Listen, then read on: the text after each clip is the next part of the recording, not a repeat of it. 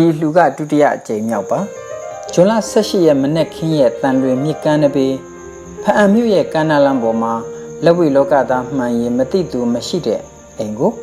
ရိုးရာလက်ဝိလောကသားတွေဟာမိုးနဲ့အတူပဲတဖွဲဖွဲရောက်ရှိစုယုံလာကြပါတယ်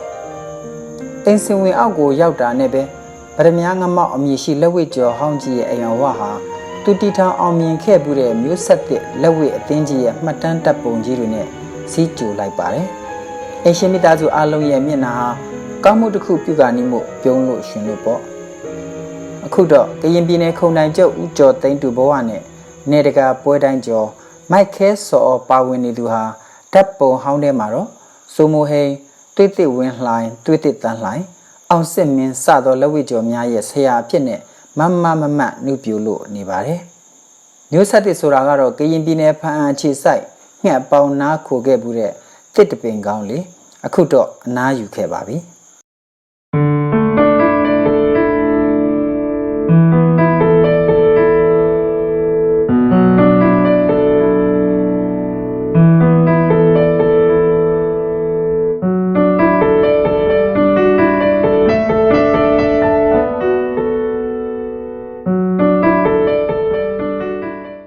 အထက်မြန်မာပြည်ချန်ပီယံဟောင်းကြီးအောင်ထွန်းကိုလည်းသားသမက်ဖြစ်တော်ဆက်ထားခဲ့တဲ့သူဟာ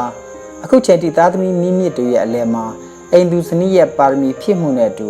လက်ဝိကျိုးပိုင်းတွေလည်းတင့်တယ်လို့နေသေးပါပဲကုသကံကြိုးပေးကောင်းလာပါပြီတဲ့ဝါသနာပါရအလုံးမှာအရွယ်ကောင်းချိန်မှအရွယ်နှောင်းသည့်ထိထဲထဲဝင်ဝင်ရှိနေနိုင်ခြင်းကမုဒိတာပွားရင်ကျင့်납เสียဒီထက်ပိုပြီးမုဒိတာပွားเสียကုသကံကောင်းပုံကတော့သူ့အတိတ်သူ့ပြစ္ဆုတ်ပံသူ့ဘဝလို့ပြောနိုင်တဲ့ရိုးရာလက်ဝိလောကကိုလိုအပ်ချိန်မှာကူညီထောက်ပံ့နိုင်ခြင်းပါပဲဒါဟာဘာနဲ့မှလဲမရတဲ့ကျင့်납เสียကျွန်တော်တို့တာတုခေါ်ချင်းเสียဆရာဦးကျော်သိန်းတူရဲ့ဘဝအကျိုးပေးတရားတွေပါအခုလဲမြင့်မှုဦးကိုရဆိုင်းပုတ်တင်ထားတဲ့သူ့အိမ်ဝမှာလက်ဝိအသင်းသားများရဲ့ကားဆိုင်ကတပွဲပွဲနဲ့မိုးထဲရီထဲမိတ်ဟောင်းဆွေဟောင်းတွေစုံကြပါပြီကိုဗစ်ကပ်ရောဂါရဲ့ပြင်းထန်တဲ့ထိုးနှက်မှုမှာမာကုံမြင့်လှပါတယ်ဆိုတဲ့ရိုးရာလက်ဝိလောကသားတွေလည်းအများနီးတူလှိပ်ပိတ်ခံရစေပါပဲဥကျော်သိန်းသူဟာကရင်ပြည်နယ်အခြေစိုက်ရိုးရာလက်ဝိကလပ်များစားရည်တောက်ရည်ခက်ခဲနေကြမှာကိုပူပန်တာကြောင့်ပထမဆုံးအလှူရှင်ဖြစ်မေလ17ရက်နေ့မှာထောက်ပံ့မှုကိုစတင်ခဲ့ပါတယ်ရဲပင်စင်စားတူဖြစ်တာကြောင့်သူစုဆောင်းထားတဲ့ပင်စင်လစာများနဲ့သူ့ရဲ့လောကသားတွေကိုမျှဝေကူညီခြင်းဖြစ်တယ်လို့ MLC ကိုပြောပြခဲ့ပါတယ်တလကျော်ကြာဒီရက်မှာလည်းဒုတိယကြိမ်ထောက်ပံ့ဖို့ရှေ့တန်းထွက်လာတာကဥကျော်သိန်းတူနဲ့သားသမီးများရဲ့မိသားစုအလှူပဲဖြစ်နေပြန်ပါတယ်ကရင်ပြည်နယ်လက်ဝိလောကသားများအတွက်တတိယအကြိမ်မြောက်စတုထအကြိမ်မြောက်ထောက်ပံ့မှုတွေကိုအခြားသောလက်ဝိချစ်သူမျက်နှိုးသူများကထောက်ပံ့မှုစီစဉ်နေတယ်လို့သတင်းကောင်းတွေကြားနေရပါတယ်ဘယ်ချိန်တာတုခေါ်ရမလဲသတင်းကောင်းများကိုလက်ဝိမီဒီယာ MLC မှမျှဝေသွားပါဦးမယ်ပုံမှန်လက်ဝိရာသီများမှာလည်းခရီးသွားလက်ဝိလောကသားများရဲ့နားခိုရာအရေးဖြစ်တဲ့ဒီအိမ်ကလေးမှာလူဆဲတယ်လို့မရှိလှပါဘူး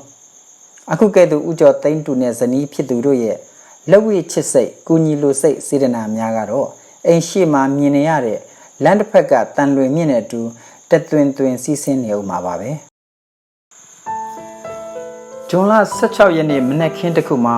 ခုလိုဒုတိယအကြိမ်မြောက်ပြုခဲ့တဲ့ဥကျော်သိန်းတူချစ်တဲ့ရိုးရာလက်ဝိလောကသားများအတွက်ထောက်ပံ့ခြင်းစီစဉ်မှာအဘတည်သွားရင်ဘာမှယူသွားနိုင်မှာမဟုတ်ပါဘူးဒါကြောင့်ကူညီနိုင်ခွင့်ရှိနေချိန်မှာကူညီရတာပဲလို့လက်ဝိမီဒီယာကိုပြောပါတယ်တစ်ဆက်တည်းမှာဒီထောက်ပံ့ကူညီမှုအစီအစဉ်ကိုဝန်းရံရောက်ရှိလာကြတဲ့လက်ဝိအတိုင်းဝိုင်းများရဲ့မုဒိတာစကားသံတွေကိုလည်းမျှဝေပေးလိုက်ရပါတယ်အခုတော့ကရင်ပြည်နယ်မြန်မာယူအားလက်ဖွဲ့ကလာပေါင်းဆိုရင်လက်ရှိကလာပြည်မြို့20ဟုတ်လားကလာမကျန်တန်ခါရိတ်ခါများကိုဒုတိယကြိမ်ပတ်ဖို့ဝေးပြီးမှဖြစ်ပါတယ်ဒီအပြင်အိန္ဒိယပြည်ပြည်တဲ့မိုးပြည်တဲ့တုံမျိုးကဒီဝတ်ထုံးဦးစီးတော့ကလာဟုတ်လားကြောက်ခဦးစီးတော့ခုနဘိုးကြီးတို့ကလာကိုလည်းပဲပထမကြိမ်ကပြီးတော့ဒုတိယကြိမ်လည်းကျွန်တော်အားလုံးအကြောင်းကြားပြီးတော့ပြအပ်ခဲ့ပါတယ်ဖြစ်နိုင်တဲ့တတိယကြိမ်ကိုလည်းကျွန်တော်ပြနေအောင်ကြိုးစားသွားမှဒီကလို့အခုလိုကျွန်တော်ဟုတ်လားရဲငိမ့်သားတဲ့ပြည်စင်နဲ့ ဘယင်းပြည်နယ်လက်ဝဲလောကသားနဲ့တထုံလက်ဝဲကလအသီးသီး20ကလ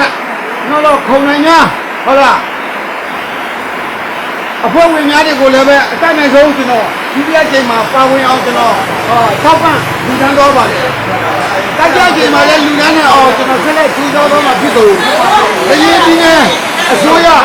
ဘယင်းပြည်နယ်လူရလည်းဘယ်စကောမသိလူကလည်းပဲအခုတော့ဘယင်းပြည်နယ်ကုန်းဆောင်နိုင်ငံကုန်းဆောင်မြန်မာရောလည်းဘယ်ကလာကိုဗစ်-19 ကာလမှာလက်ဝဲမထူရပဲနဲ့စောင်းဝင်ရဲ့အကြီးကြီးအတကားဒုက္ခရောက်နေကြသလိုတချို့တော့ရွာပြန်အိမ်ပြန်ပြီးတော့မြစ်ချိုးဖားရှာမိုးရှာနဲ့ဟုတ်လားရရအလုံးကိုလုံပြီးတော့ပြည်သူစောင်းဝင်ရဲ့အတွက်ရုံးကန်ရတဲ့အတွက်ကျွန်တော်စိတ်မကောင်းပါဘူးဒီကလေးတွေစိတ်ကမကြဖို့အရေးကျွန်တော်မှချမ်းသာတာလည်းမဟုတ်ဘူးလုပ်ငန်းရှင်လည်းမဟုတ်ဘူးလက်ဖို့တော့ချစ်လို့ရဲအငိမ့်သားပြည်စင်းတွေကိုကျွန်တော်ဗန်မှာစုပြီးတော့ကလေးတွေကိုကျွန်တော်အခုဒုတိယအချိန်ပန့်ဖို့ထောက်ပံ့ခြင်းပဲဖြစ်ပါတယ်ဒီလိုဆောင်ရွက်ရတဲ့အတွက်ကျွန်တော်မိသားစုလည်းစိတ်ချမ်းသာသလိုကျွန်တော်လည်းဒီဝိုင်းဘာမှမပါတဲ့အတွက်ကျွန်တော်လက်ဝဲချစ်တဲ့အတွက်လက်ဝဲသမားတွေကိုကျွန်တော်စားမဲ့ဥစားအတွက်ကျွန်တော်အတတ်နိုင်ဆုံးကုညီပန့်ဖို့ပြီးတော့ပါကြောင်းအားလုံးကြံသောလုပ်ငန်းရှင်များနဲ့ဟုတ်လားတာဝန်ရှိသူများသူရှိသူများဟုတ်လားဆက်လက်ပြီးတော့လက်ဝဲသမားတွေပန့်ဖို့ခြင်းကျွန်တော်လည်းဆက်သွယ်ပြီးတော့ကျွန်တော်ဟုတ်လားလက်ဝဲအရောက်ဟုတ်လားထောက်ပံ့နိုင်ဖို့အတွက်ကျွန်တော်အကျိုးဆောင်ပေးမှာဖြစ်ပါကြောင်းအားလုံးသောအထက်ရရှိများနဲ့ကော်မတီဝင်များဆုရှင်များနဲ့ဟာလားစေပါရေးကော်မတီဝင်များကိုအသိပေးအကြောင်းကြားအပ်ပါတယ်ခင်ဗျာအားလုံးကိုလေးစားပါတယ်ကျေးဇူးပါအားလုံးဒီကားဆိုတော့လေဆရာကြီးကလက်ဝဲအရန်ချစ်တော့ဆရာမကလည်းပါရမီပြည့်ပြည့်တရားအနေနဲ့ချစ်ရတာပဲပေါ့နော်လက်ဝဲဒီမောင်မယ်တွေကိုပြောချင်တာကတော့သူတို့တွေကဒီနေ့အတီးကြီးရဲ့ဟိုပေါ့လူစွမ်းကောင်းနေပေါ့အတိကဲတွေလူစွမ်းကောင်းတွေဖြစ်တယ်နိုင်ငံရဲ့လူစွမ်းကောင်းတွေလည်းဖြစ်တဲ့အတွက်အခုချိန်မှာအခက်အခဲတွေဘယ်လိုပဲရှိရှိစိတ်ဓာတ်မကြပါနဲ့ကျမတို့တွေကအများနဲ့ပတိရနေတယ်နော်တနေ့မှတာယာပျော်ရွှင်တဲ့နေ့တစ်နေ့ကိုမကြခင်မှာပြန်ပြီးတော့ဆုံစည်းကြမယ်လို့ကျမပြောချင်တယ်ပြီးတော့ယောဂကတ်ကြီးရလည်းအမြန်ဆုံးကင်းဝေးပြီးတော့ကဘာသူကဘာသာအားလုံးကတ်ကြီးသုံးပါနေတော့ကျော်လွှမ်းနိုင်ကြပါစေလို့လည်းဆုတောင်းပေးတယ်ပေါ့နော်အခုလိုနိုင်တဲ့လောက်လေးနဲ့ပေါ့နော်ပံ့ပိုးကူညီရတဲ့အတွက်ဝမ်းသာပီတိဖြစ်ရပါဟုတ်ကဲ့ဒီကနေ့ကျွန်တော်တို့ဒီပြည်နယ်လက်ဝဲခုံတိုင်ကျုံလည်းဖြစ်တဲ့ကျွန်တော်တို့မြန်မာနိုင်ငံမြန်မာယူရလက်ဝဲဖွဲ့ချုပ်အလုံးမှုတောင်ဖြစ်တဲ့ဇာဦးကျော်တဲ့တူတို့နဲ့မိသားစုကလက်ဝဲကလာအပြီးဒုက္ခရောက်တဲ့အချိန်လေးမှာယခုလိုလက်ဝဲကလာအများကိုကျွန်တော်တို့ဆန်လို့စီလို့တက်တုံလို့ဟုတ်ဆဲဒုက္ခတိပြေပေါ့ဗျာသာဖို့အတွက်ခုလိုမျိုးစီစဉ်ပေးတာကိုထူထမ်းပေးတာကိုအမတန်မှကျေးဇူးတင်ဖို့ကောင်းပါတယ်ဒါကောင်းတဲ့အလုပ်ဖြစ်ပါတယ်ဒါမင်္ဂလာတစ်ပါးလို့ပြောရင်လည်းမမှားပေါ့ဗျာဒါကြောင့်မို့ကျွန်တော်တို့ပြောချင်တာကတော့ဒီကနေ့ကစပြီးတော့ဒါဥကျော်တင်သူတို့ဒီသားစုပေါ့လေစိတ်ချမ်းသာခြင်းကိုယ်ဤကျမ်းမာခြင်းနဲ့ပြည့်စုံကြပါစေဗျာဟုတ်ကဲ့ကျေးဇူးတင်ပါတယ်ကဲဒီကနေ့ရိုးရလောက်ဝဲလောက်ကရဲ့ပြင်ပြခုံတန်ကျုပ်ဆရာဦးတော်ကျော်သိန်းလူဒီသားစုကနေပြီးတော့အခုလိုကျွန်တော်တို့ပြင်ရိုးရလောက်ဝဲလောက်ကကလအတီးဒီနဲ့ကျွန်တော်တို့ပုံတိုင်းအဖွဲ့တွေကိုဒုတိယအကြိမ်ကျွန်တော်ဆရာခုံတန်ကျုပ်ဦးတော်ကျော်သိန်းလူကဒုတိယအကြိမ်ပတ်ဖို့ပြီးတော့ကျွန်တော်လောက်ဝဲပြင်ပြလောက်ဝဲကလအတီးရဲ့ကိုစားဆရာကျော်သိန်းလူတပြည့်ကျွန်တော်နေပြီးတော့အထူးပဲဂုဏ်ယူဝမ်းမြောက်မိပါတယ်